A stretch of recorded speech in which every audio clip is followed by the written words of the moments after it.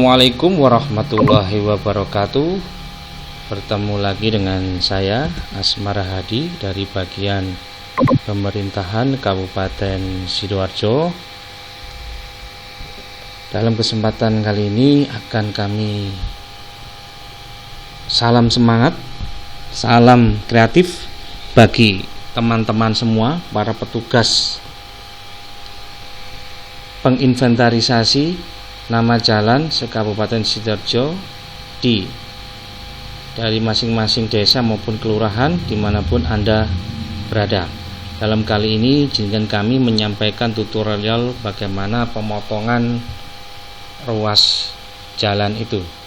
Pemotongan ruas jalan. Kita mengambil tutorial ini secara khusus untuk dengan tujuan maksud tertentu, karena pemotongan ruas jalan ini sangat-sangat penting. Kita lihat bagaimana pentingnya. Seperti ini. Teman-teman sekalian, sudah pernah kami berikan ini petunjuk dan tata cara pengisian data rupa bumi dalam beberapa pelatihan yang kita turun ke kecamatan, ke WA group sudah kami berikan. Dan ini sudah kami jelaskan berkali-kali mulai tahun 2015, 16, 17, 18 setiap turun ke lapangan. Dan terakhir kemarin 2020 sudah kami jelaskan. Nah, kita lihat ada kolom 1, 2, 3 sampai 10. Kolom 2 kita lihat nomor urut ruas jalan. Berarti ruas jalan ini diberikan nomor urut. Dengan kata lain dipotong-potong kemudian diberikan nomor urut. Nah, sehingga sebelum mengerjakan kolom 3, 4, 5 dan seterusnya harus mengerjakan dulu pemotongan ruas jalan ini, sehingga ketika memotong ruasnya ini benar, maka kolom 3, 4, 5, 6 dan seterusnya menjadi benar. Ketika pemotongan ruas di kolom 2 ini salah, maka kolom 3, 4, 5, 6, 7, 8, 9 akan menjadi salah juga. Sehingga kegiatan ini, pemotongan ruas jalan, sangat-sangatlah penting karena menyangkut kegiatan berikutnya. Ini benar, kegiatan berikutnya benar. Pemotongan ruasnya salah, kegiatan berikutnya juga salah.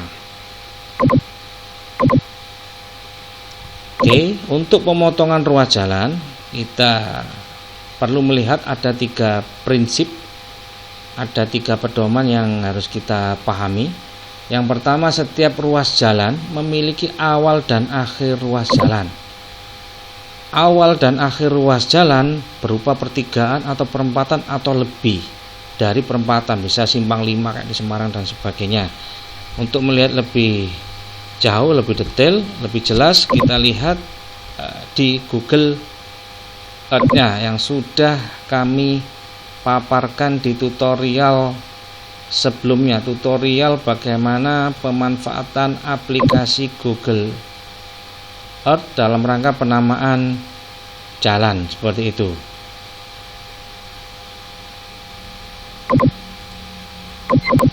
Nah, kita lihat dulu bahwa setiap ruas jalan memiliki awal dan akhir. Ini kami contohkan.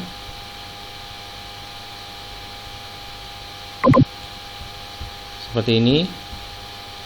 Jalan Melati ada awal, ada akhir. Ini seperti itu. Kemudian juga kami lihatkan di sini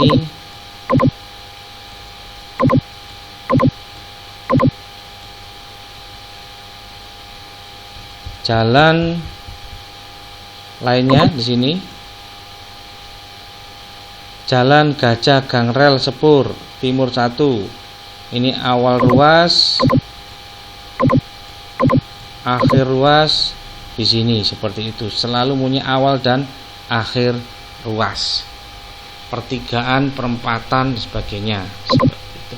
Bisa lebih dari perempatan. Kemudian dalam penjelasan ini juga perlu kami sampaikan ada 2 jenis ruas jalan.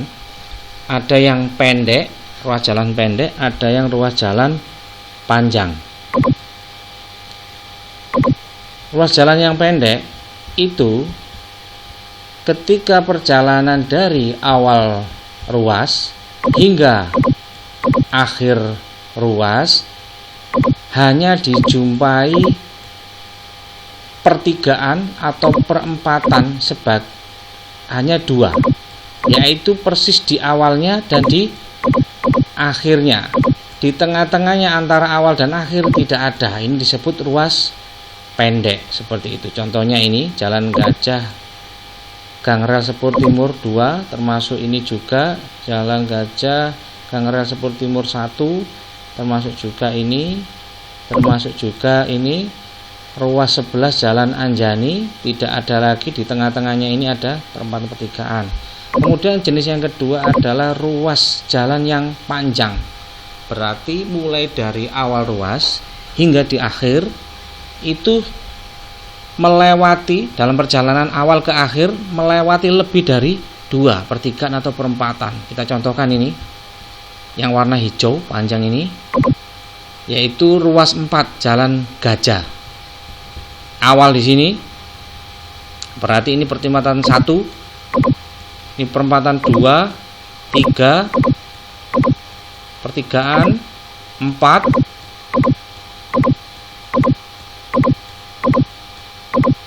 5, 6, pertigaan 6,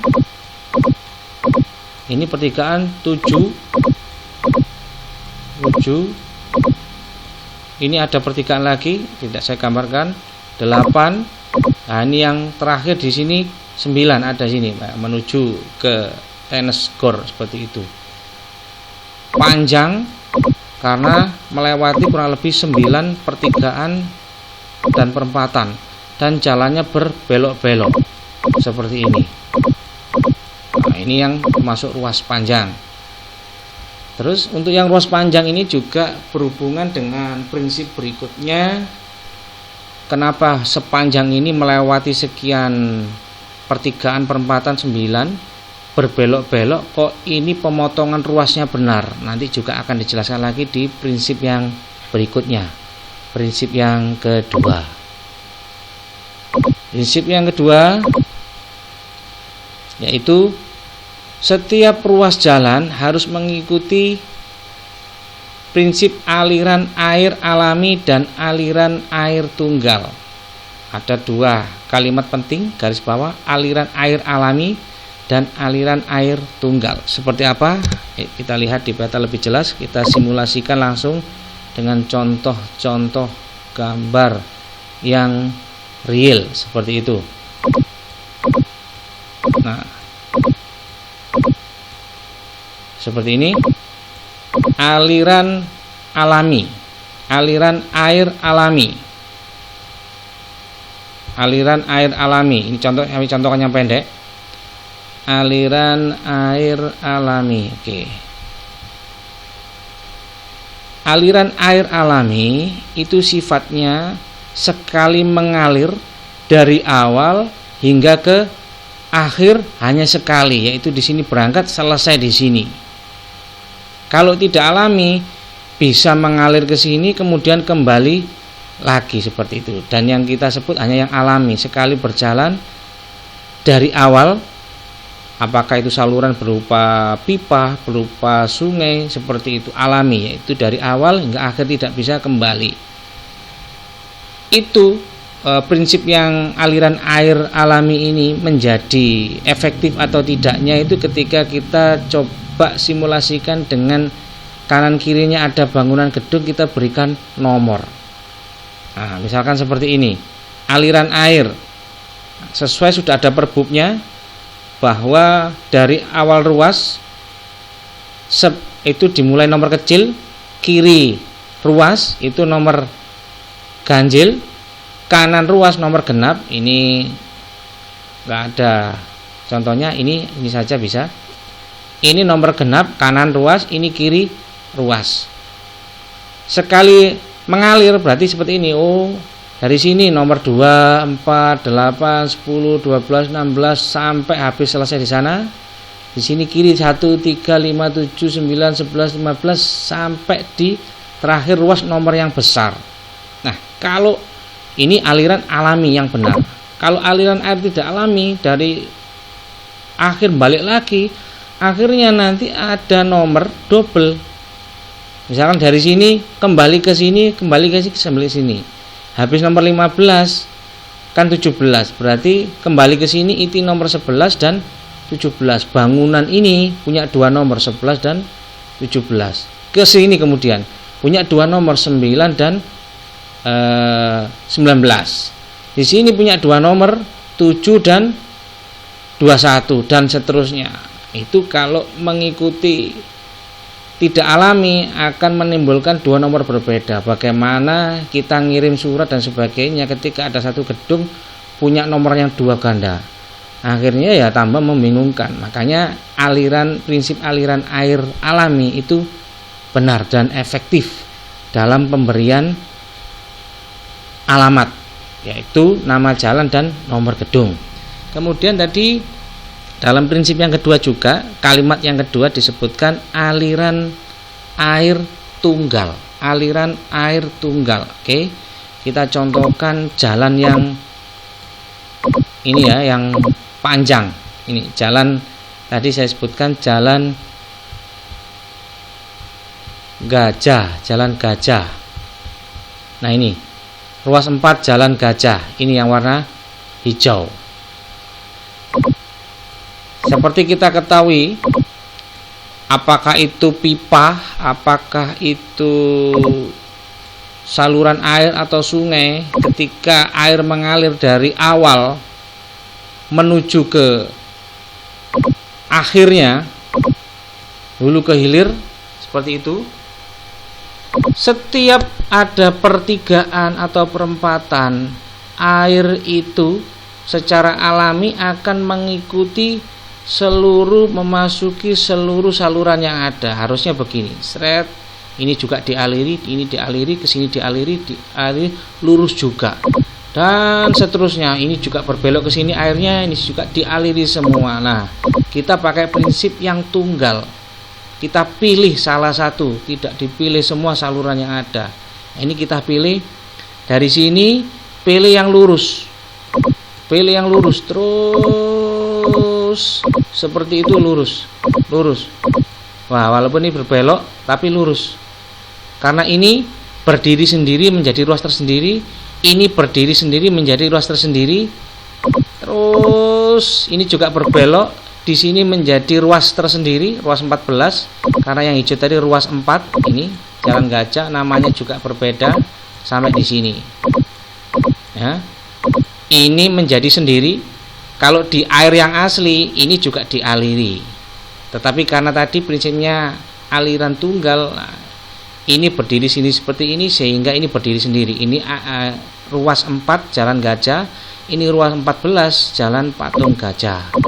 Ini juga berdiri sendiri, ruas 13 jalan Abimanyu, ini ruas 4 jalan Gajah. Ini juga ruas 12 jalan Kalimasada, ini ruas 4 jalan Gajah, dan seterusnya sampai di sini. Nah, ini akan menjadi lebih konkret lagi bahwa prinsip aliran air tunggal ini ketika kita simulasikan diberikan nomor bangunan gedung yang ada.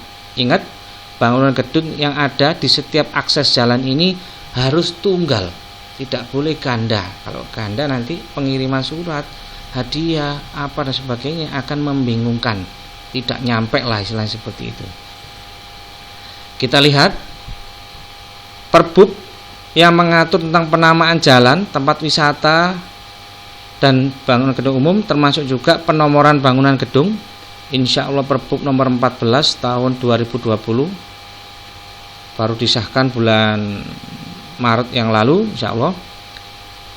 Ini bahwa awal ruas itu dimulai dengan nomor kecil.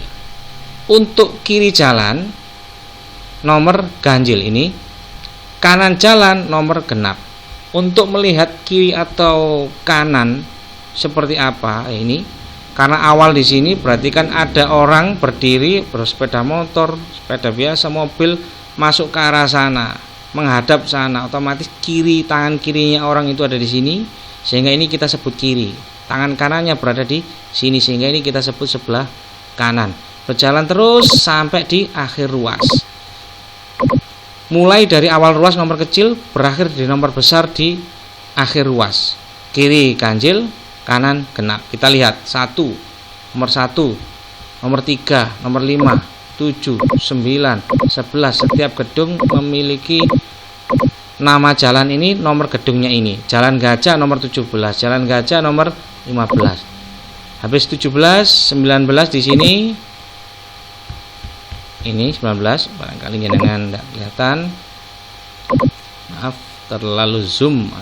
Ini 19, nomor 21, 23, 25. Nah, di sini ini nomor tersendiri. Karena ini ruas tersendiri, yaitu ruas 9. Jalan Gajah Gang Rel Sepur. Nah, ini nomor 1, 3 sebagainya. Ini juga ditebak. Oh, saya jalan di sini, akhirnya di sini, nomor kecil nggak membesar. Oh, ini karena di kiri jalan adalah ganjil, sehingga mudah ditebak. Pengiriman alamat mudah dan tidak ada alamat yang double seperti itu. Ini juga terus sampai di sana. Yang di sini juga ini berdiri sendiri mengikuti tadi prinsip aliran air alami dan aliran air tunggal. Ini istimewa seperti itu. Untuk lebih jelasnya lagi, mari kita lihat perbandingannya jika mengikuti aliran yang tidak tunggal. Setiap ada saluran air ini mengaliri semua. Terus dikasih nomor gedung. Apakah nanti nomor gedungnya itu menjadi tunggal atau malah ganda atau malah acak tidak urut seperti ini, mudah ditebak atau bagaimana? Ayo kita lihat lebih lanjut. Nih, kita atur dulu.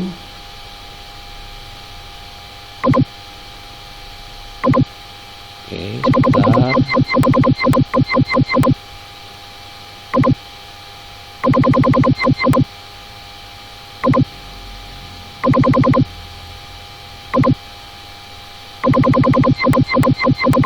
Nah, ini kami pakai istilah pemotongan ruas jalan yang salah karena memakai aliran air yang tidak tunggal. Semua saluran dimasuki air.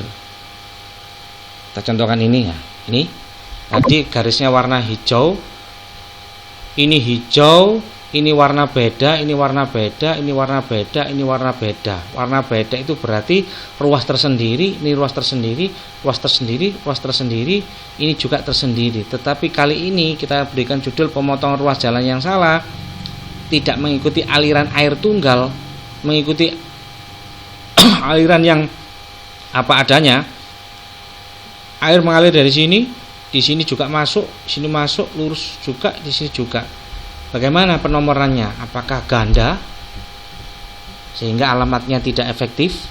Apakah nomornya acak, tidak karuan, tidak mudah ditebak, mana awal, mana akhir, mana nomor besar, mana nomor kecil? Kita cek. Kiri jalan 1, 3, 5, 7, 9, 11, 13, 15 masih aman. Nah, tapi karena ini juga ruas yang sama, habis 15 belok dulu ke sini. Airnya ngalir ke sini. 19, 23, 25. Habis itu naik lagi ke sini. Naik lagi ke sini. Padahal tadi naik, kalau naik ini harusnya nomornya double di sini. Karena yang ke bawah ini diberikan nomor, di atas ini juga naik. Harusnya double. Pindah, kami kesampingkan. Nah, habis 25 ini kalau 25 sampai. Kalau di sini sampai angka 100 lebih, terus naik ke sini. Orang misalkan Pak Posnya dapat alamat Jalan Gajah nomor 27 misalkan. Tentu dia melogika berjalan dari awal tadi. Oh, di sini ganjil. Kalau 27 berarti sebelah kiri lurus seperti itu. Lurus seperti itu. Ternyata pas di sini dia ke sini loh, ini nomor 27 bingung. Tanya ke orang-orang. Oh, ke sini Pak nomor 17. Oke, dia jalan ke sini. Nomor 25. Loh, di mana 27? Dia pengertiannya harusnya lanjut lagi ke sana nomor 27. Ternyata tanya-tanya di sini. Nah, ini membingungkan. Ini kalau nomor sampai 27, kalau di sini sampai 100 tambah bingung. Walaupun mungkin ketemu, harusnya itu cuma 5-10 menit, tapi karena acak seperti ini bisa berjam-jam, ributkan. Itu kalau Pak Posnya sudah senior. Kalau nggak senior nanti masalah tidak nyampe. dan sebagainya. Ini ketidakefektifan seperti itu. Terus yang ganjil, kita coba lihat. Mohon maaf yang genap, 2, 4, 6, 8, 10, 12, 14, 16. Habis itu masuk ke sini karena ini juga ruas yang sama. 18, 20, 22, 24. 24 selesai di situ. Airnya ngalir ke sini lagi, balik ke sini. Enggak aliran air alami, bolak-balik. Habis dari situ ke sini lagi karena tadi habis 24, ini 26, 28, 30, 32, 36, 38, 40. Habis itu balik lagi ke sini. Nah, harusnya ini juga double. Oke, kita lihat. Nah, ini 42, 44, 46, 48. Membingungkan. Habis di sini 40, orang bisa nanti nyari alamat terlanjur ke sana. Kalau sudah terlanjur ke sini, mau habis 16 ini langsung 42, membingungkan. Kalau dia 16 terus ke sini, loh kok ini putus sampai 24, bagaimana dan sebagainya. Ini membingungkan. Makanya prinsip yang kedua tadi adalah sangat efektif, bahwa harus mengikuti aliran air alami dan aliran air tunggal setelah kita simulasikan dengan menambahkan nomor bangunan gedung seperti itu. Oke, kita beralih ke prinsip yang ketiga, yang terakhir, yaitu ruas jalan mengesampingkan batas wilayah, kecamatan, desa, atau kelurahan, dusun, RW, dan RT. Sebenarnya batas wilayah itu ada sampai wilayah provinsi dan kabupaten. Tapi karena kita membahas jalan dari jalan desa sampai kabupaten saja, batas wilayah provinsi dan kabupaten kita hilangkan, hanya sampai kecamatan, desa, kelurahan, dusun, dan RT, RW. Kenapa kok harus dikesampingkan? Kita lihat ya. Kita lihat contohnya. Berarti kita contohkan lagi, kalau tidak dikesampingkan, artinya mengikuti batas RT, RW, desa, kelurahan, kecamatan bagaimana? Kita lihat di Jalan Pahlawan. Jalan Pahlawan.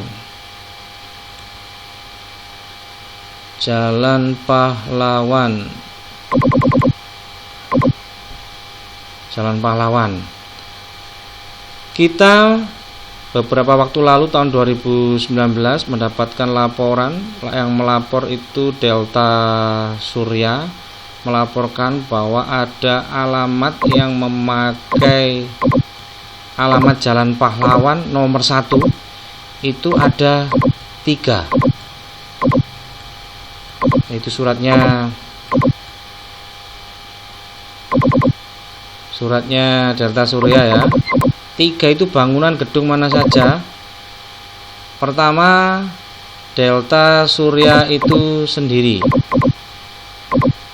Nah, Delta Surya ada Delta Surya itu sendiri. Yang kedua, gedungnya yang lain Delta Surya sebelah sana, ini di sini. Kemudian gedung yang lain, 2 yang lain adalah, yang pertama adalah FIF, ini dekatnya Luminor sini. Ini juga Jalan Pahlawan nomor 1. Menurut laporannya dari pihak Delta Surya, dan kita sudah cek memang benar FIF juga nomor Jalan Pahlawan nomor 1. Kemudian gedung berikutnya yang nomornya sama adalah Brownies Sidoarjo, yang dekat di Empek-Empek Farina, dekatnya Apotik Kimia Farnia, dekatnya Pizza PHD. Kita lihat terus, dan setelah kita cek ternyata benar, itu juga nomornya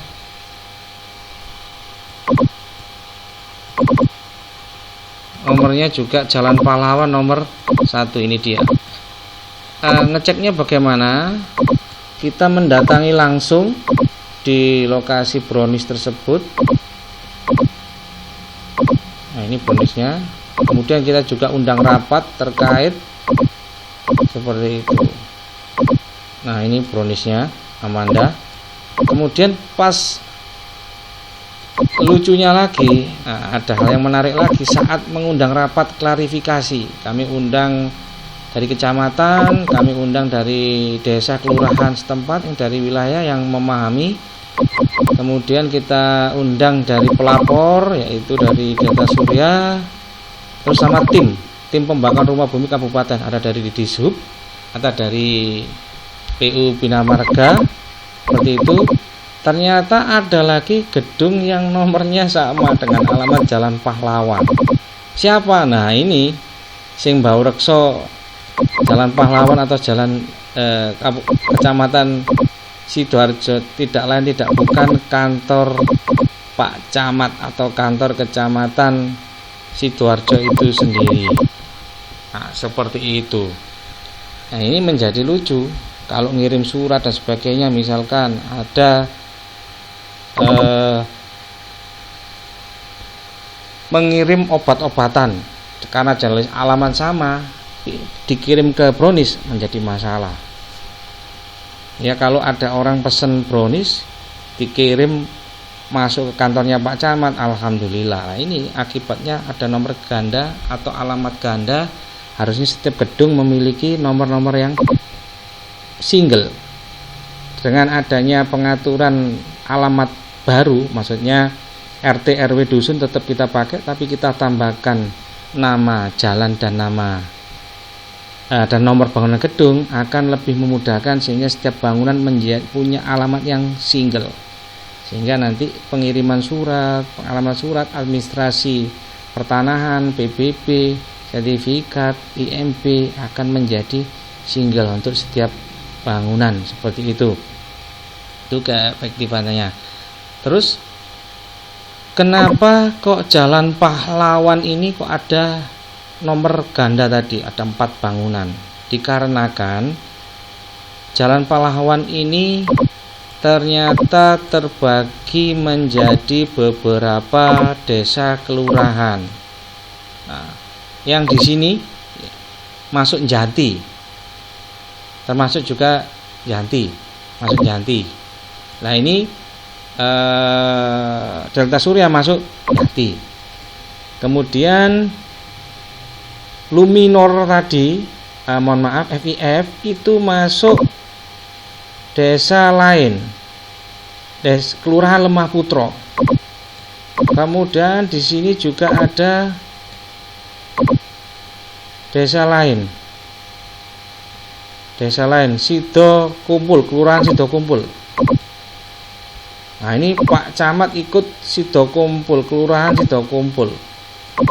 Sehingga tadi ada 4 bangunan yang berbeda-beda. Karena apa? Karena mengindahkan, memedomani batas desa tadi. Sehingga per desa jalannya sama, objeknya sama, tetapi di kotak-kotak oleh batas desa, sehingga menimbulkan alamat yang ganda. Ini makanya tidak tepat, kita harus kesampingkan. Malah kita pakai batas desa, malah menjadi tidak akurat. Terus kita coba contohkan lagi yang ekstrim, yang sudah berlaku, yang sudah ditetapkan bupati, jalannya panjang,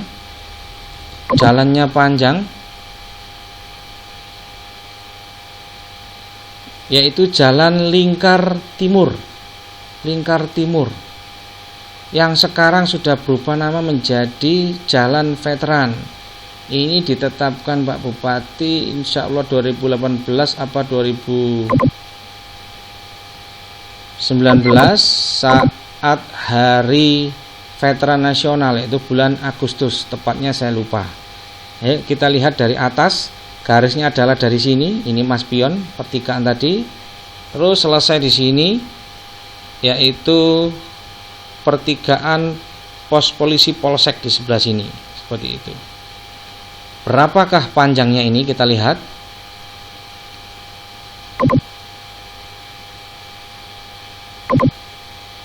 10,8 km sangat panjang. Pertanyaannya, ada berapa desa, ada berapa kecamatan, ada berapa RT dan RW dilalui? Walaupun ini satu nama, 10,8 panjangnya, namanya cuma satu.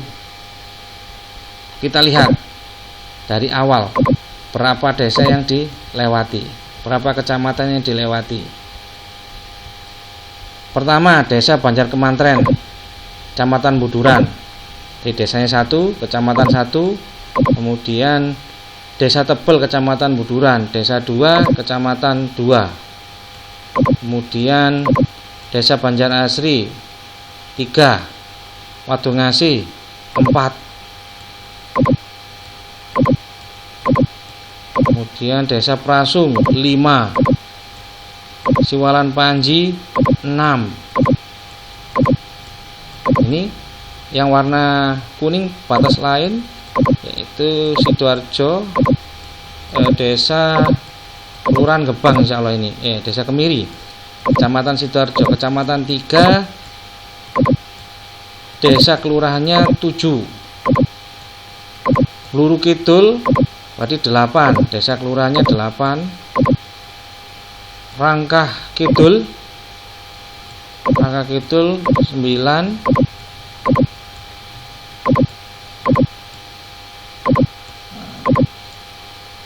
Ini Gebang 10. Kecamatan lain ini Candi, desa Kelura 11 desanya, kecamatannya 4, 11. 12 Kelura, Kebonsari 13.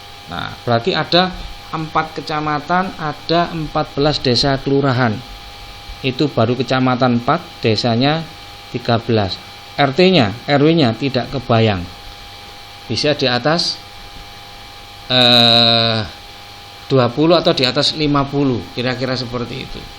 Dan terbukti tidak ada masalah. Kenapa tidak ada masalah? Karena setiap gedung di sini memiliki alamat tunggal. Walaupun nanti ditambahkan RT, RW, dusun, desa ada, tapi yang dipakai utama adalah rumah ini, jalan veteran nomor berapa. Mungkin sampai sini ada ribuan nomor, karena ada ribuan rumah, akan single, alamatnya single. Jadi tidak dikhawatirkan, walaupun melewati batas tadi, tidak dikhawatirkan, tetap akan bisa diterima dengan baik, surat menyurat dan sebagainya. Seperti itu. Ketika kita memilah-milah, mengesampingkan batas wilayahnya, malah harus tadi.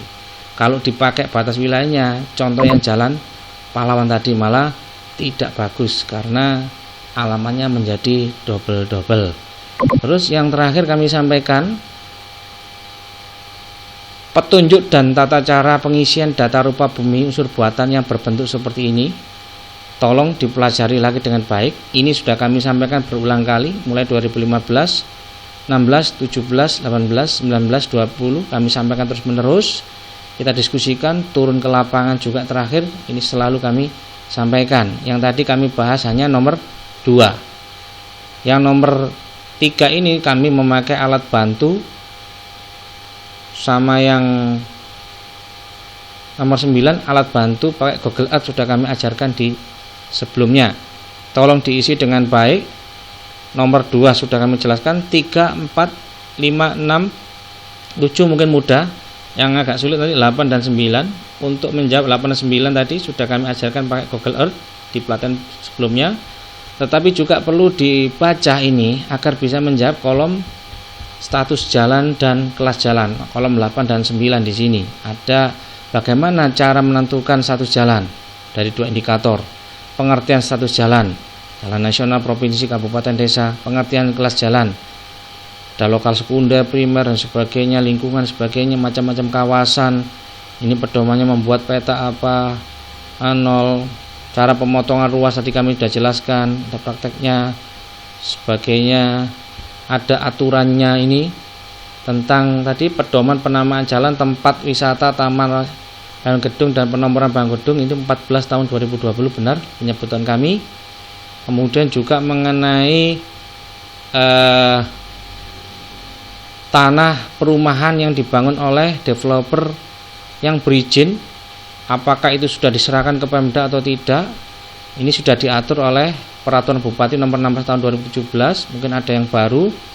Pasal 16, jika developernya sudah pergi dan tidak aktif dihubungi tidak bisa, asetnya belum diserahkan, nanti ada mekanisme penyerahan sepihak. Jadi jangan khawatir, tetap bisa dikuasai oleh pemerintah daerah sehingga bisa dilakukan pemeliharaan untuk kebaikan pelayanan kepada masyarakat. Tidak ada pembiaran seperti itu. Mohon dipelajari dengan baik.